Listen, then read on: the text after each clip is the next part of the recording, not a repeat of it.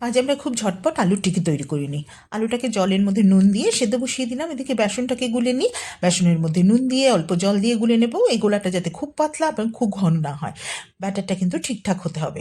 আর এদিকে ধনেপাতা, কাঁচা লঙ্কা, পেঁয়াজ, রসুন সব কুচিয়ে নেব।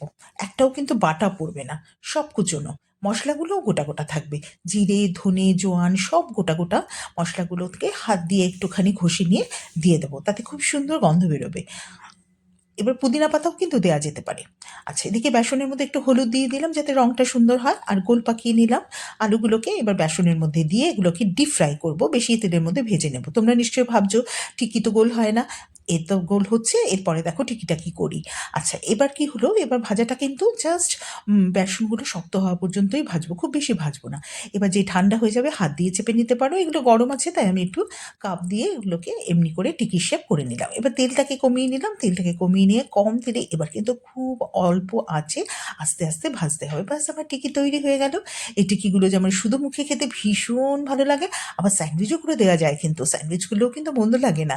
দেখো কেমন লাগলো।